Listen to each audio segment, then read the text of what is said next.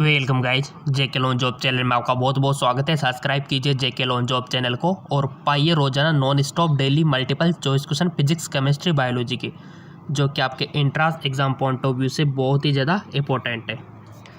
So guys, पिछला जो video था उसमें हमने रसायन विज्ञान यानी कि केमिस्ट्री के एमसीक्यूज डिस्कस किए थे। काफ़ी सारे क्वेश्चन आपके लिए बनाने होते हैं, काफ़ी सारा टाइम लगता है, बट आपका सपोर्ट जो लाइक हमें मिलता है उसकी कुछ अलग ही बात है। ठीक है, चलिए शुरू कर लेते हैं। हम रसायन विज्ञान तो हमने कर लिया, अब भौतिक विज्ञान शुरू करते हैं। और क्वेश्चन बहुत ज़्यादा अच्छे हैं, इसमें हमने न्यूमेरिकल भी आपके लिए प्रिपेयर कर रखे। अनुप्रस्थ तरंगों का उत्पादन में होता है, किस में होता है? Transverse wave are produce in. अनुप्रस्थ तरंगों का उत्पादन में होता है, किस में होता है? सिर्फ ठोसों में, सिर्फ द्रवों एवं गैसों में, सिर्फ गैसों एवं ठोसों में, सिर्फ ठोसों द्रवों एवं गैसों में। बताइए, अनुप्रस्थ तरंगों का उत्पादन में होता है सिर्फ ठोसों में। ठीक है, सिर्फ ठोसों में होता है गाइज अनुप्रस्थ तरंगों का उत्पादन। एक होती है अनुदैर्घ्य, ठीक है, और एक होती है अनुप्रस्थ। बढ़ो आगे, अच्छे अच्छे क्वेश्चन है गाइज, जो लेवल ये रहेगा आपके एंट्रेंस एग्जाम का। ठीक है, बिल्कुल भी आपको नहीं घबराना है। एक आदमी एक समतल दर्पण के सामने, समतल दर्पण जानते हो, आपके जो घर में लगा हुआ होता है जिसमें आप अपनी शक्ल देखते हो, वो होता है समतल दर्पण। जानना चाहिए उत्तल दर्पण, अवतल दर्पण, समतल दर्पण, गोलीय दर्पण। ठीक है, क्लियर होना चाहिए चीज़ें। समतल दर्पण के सामने 12 मीटर की दूरी पर खड़ा है, वह अपनी छवि से 5 मीटर की दूरी रहना चाहता है, तो उसे दर्पण की ओर कितनी दूर चलना आवश्यक है? प्रकाश वाला चैप्टर आपने फिजिक्स में पढ़ा होगा। ठीक है, तो उनका जो आपने एनालिसिस किया, स्टडी किया 12th में, अगर वो नॉलेज है तो आप इसको अवश्य कर पाओगे। और वही चीज़ हमने आपसे बोल रखी है कि 11th और 12th से ही क्वेश्चन आते हैं, बाहर से क्वेश्चन नहीं आते आपके एंट्रेंस एग्जाम में। ठीक है, चाहे वो आपका बीएससी नर्सिंग का हो, चाहे वो आपका पैरामेडिकल का हो, पैरामेडिकल, ठीक हो, चाहे आपका फार्मेसी का हो। ठीक है, इनके जो एंट्रेंस एग्जाम होते हैं उनमें क्वेश्चन यहीं से आते हैं, 11th और 12th से काफ़ी सारे क्वेश्चन आते हैं। ठीक है, तो ईमानदार से बताइए, रब पे करके, आपके घर पे अभी आप होंगे, पेज लीजिए, पेन लीजिए और इसको करके बताइए कि इसका राइट ऑप्शन क्या हो सकता है। राइट ऑप्शन अभी हम आपको बताएंगे, बट उससे पहले अगर आप थोड़ी सी प्रैक्टिस करोगे तो आपका फ़ायदा है। एक समतल दर्पण ये रहा आपका, इससे 12 मीटर की दूरी पर है, तो वह अपनी छवि 5 मीटर की दूरी पर रखना चाहता है, तो कितनी दूरी पर चलना होगा? ऑप्शन आपके सामने हाजिर है। 8.5 metre, 9.5 metre, 10.5 metre, 11.5 metre. I hope आपने, क्योंकि आप बहुत अच्छे क्या बहुत बढ़िया आप स्टूडेंट हो, आपने अवश्य किया होगा न्यूमेरिकल। और उसके बाद इसका राइट ऑप्शन हम आपको बता देते, आपके आया होगा 9.5 मीटर। आ गया तो समझ लो बहुत अच्छे स्टूडेंट आप हो और इंट्रेंस एग्ज़ाम आपसे हो सकता है क्लियर। ठीक है, और अच्छी खासी रैंक आप गेन कर सकते हो। अगर गलत रहा है तो कोई दिक्कत वाली बात नहीं है, हमारे ये जो चैनल पे वीडियो इनको देखो बार बार, आपकी भी प्रैक्टिस हो जाएगी और आप भी एक ही बार में सही क्वेश्चन कर दोगे। ठीक है, 20 मिनट में 300 सेंटीग्रेड का विद्युत आवेश कूलॉम का विद्युतीय आवेश वहन करने वाले एक स्वाग में बहने वाली विद्युत प्रवाह होता है 15 एम्पियर, या फिर 1.5 एम्पियर, या फिर 0.25 एम्पियर, या फिर 2.5 एम्पियर। सो गाइस, जिसका राइट ऑप्शन हो जाएगा आपका 0.25 एम्पियर। ठीक है, 0.25 एम्पियर इसका राइट ऑप्शन हो जाएगा। चलो आगे, एक बीकर को 4 डिग्री सेंटीग्रेड पर पानी से भरा जाता है, और जब इसे या तो ठंडा या गर्म किया जाता है तो जल स्तर समान रहेगा, कम होता है, बढ़ता है, और अति प्रवाहित हो जाता है। ठंडा करने पर कम होता है एवं गर्म करने पर बढ़ता है। बहुत अच्छा क्वेश्चन। एक बीकर में 4 डिग्री सेंटीग्रेड पर पानी भरा जाता है, और जब इसे ठंडा या गर्म किया जाता है तो जल स्तर, राइट ऑप्शन हो जाएगा, बढ़ता है और यह अति प्रवाहित हो जाता है। ठीक है, नेक्स्ट, अगर बारिश की एक बूंद अंतिम वेग के साथ उदक रूप से नीचे की ओर गिरती है तो उस पर लगने वाला कुल बल कितना होगा? 9.8, 0 न्यूटन, 19.6, 4.9 न्यूटन। ईमानदार से बताइए इसका आंसर क्या हो सकता है। If a rain drop is falling vertically down with terminal velocity then what will be the net force of it. Right option हो जाएगा आपका 0 न्यूटन। बहुत अच्छा क्वेश्चन, और ऐसे ही क्वेश्चन बनते हैं आपके कंफ्यूज करने के लिए, आपको काफ़ी सारे क्वेश्चन को घुमाया जाता है, बट क्वेश्चन ये लेवल रहता है।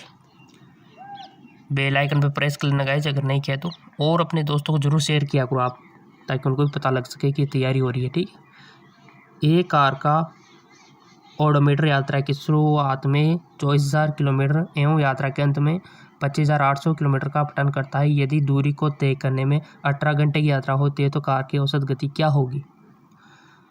100 किलोमीटर, 120 किलोमीटर, या फिर 60 किलोमीटर, या फिर 40 किलोमीटर पर घंटा। राइट ऑप्शन हो जाएगा ऐसे आपका 100 किलोमीटर पर घंटा। ठीक है,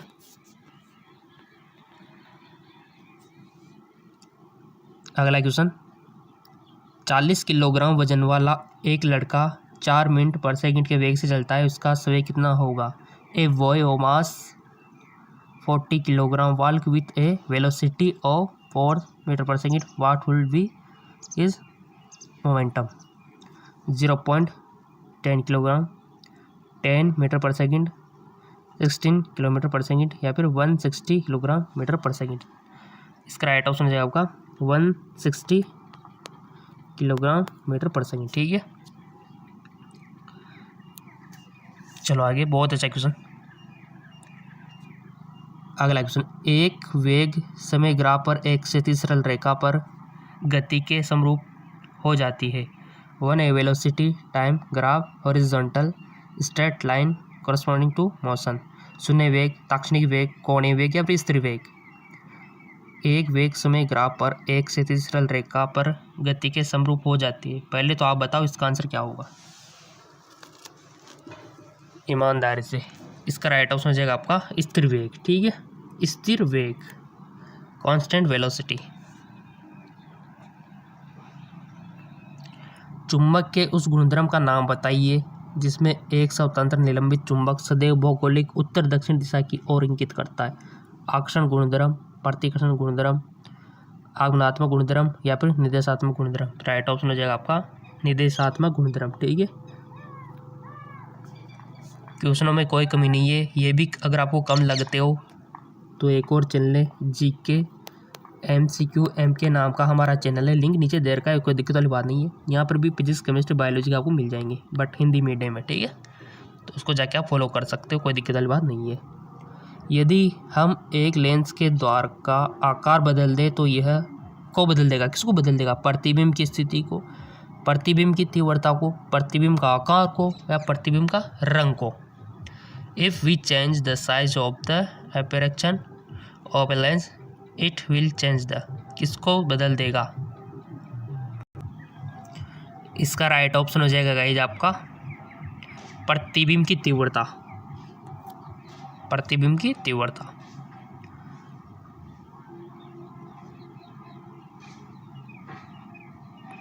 अगला क्वेश्चन, वायुमंडलीय हवा एक गुब्बारे को निपात नहीं करती है क्योंकि the atmospheric air does not collapse balloon back out. वायुमंडलीय दबाव अधिक होता है, गुब्बारे के भीतर भरी गैस का दबाव अधिक होता है। गुब्बारे के भीतर भरी गैस का दबाव वायुमंडलीय दबाव के समान होता है। गुब्बारे के भीतर कोई दबाव नहीं होता। वायुमंडलीय हवा एक गुब्बारे को निपात नहीं करती क्योंकि, तो इसका राइट ऑप्शन हो जाएगा गुब्बारे के भीतर भरी गैस का दबाव वायुमंडलीय दबाव के समान होता है। ठीक है, हाँ जी हाँ बिल्कुल, गुब्बारे के भीतर भरी गैस का दबाव वायुमंडलीय दबाव के समान होता है। क्वेश्चन तो मिलते रहेंगे आपको, बट आप लाइक अवश्य कर दिया करो, शेयर अवश्य किया करो ताकि दूसरों को पता लग सके। एक घंटे में एक घड़ी की 2 सेंटीमीटर लंबाई वाली मिनट की सुई का विस्थापन है। The displacement of the minute hand of length 2 centimetre of clock 1 hour. 2 centimetre minus 2 centimetre, या फिर 0 सेंटीमीटर, या फिर 4 सेंटीमीटर। पहले आप बताओ, आपकी जो भी नॉलेज हो उसके अकॉर्डिंग पहले आप बताया करो, उसके बाद हम आपको ऑप्शंस बताएंगे। इसका करेक्ट ऑप्शन हम आपको बताएंगे। आई होप चूज कर लिया होगा। इसका राइट ऑप्शन हो जाएगा 0 सेंटीमीटर। ठीक है, और खुद का एनालिसिस किया करो कि यहाँ पर जो हमने क्वेश्चन 15 क्वेश्चन डिस्कस किए हैं तो कितने क्वेश्चन सही गए, कितने क्वेश्चन गलत गए। ठीक है। एक निकाय को बिना छुए आवेश उत्पन्न होने की प्रक्रिया कहलाती है। The process of producing charge of body without touching is called घर्षण, घूर्णन, समावेशन या फिर चालन। एक निकाय को बिना छुए आवेश उत्पन्न होने की प्रक्रिया कहलाती है, तो राइट ऑप्शन हो जाएगा आपका समावेशन। ठीक है, समावेशन, जी हाँ बिल्कुल समावेशन। प्राकृतिक गैस एवं बायोगैस दोनों में पाए जाने वाला घटक है। The compound found both in natural gas and biogas, ethanol, propanol, methane या मेथेनॉल। राइट ऑप्शन हो जाएगा आपका मीथेन। ठीक है। और जैसा कि हमने आपसे बोल रखा है कि PDF लिंक वगैरह जो हम कोई भी पोस्ट डालेंगे तो हम आपको इंस्टाग्राम और फेसबुक पे शेयर कर देंगे लिंक। ठीक है। और इंस्टाग्राम फेसबुक का लिंक भी नीचे दे रखा है डिस्क्रिप्शन में, फॉलो कर लेना अगर नहीं किया है तो। केपलर का दूसरा नियम पर आधारित है। Kepler second law is based on रैखिक संवेग संरक्षण, ऊर्जा संरक्षण, कोणीय संवेग संरक्षण, रैखिक एवं कोणीय संवेग संरक्षण।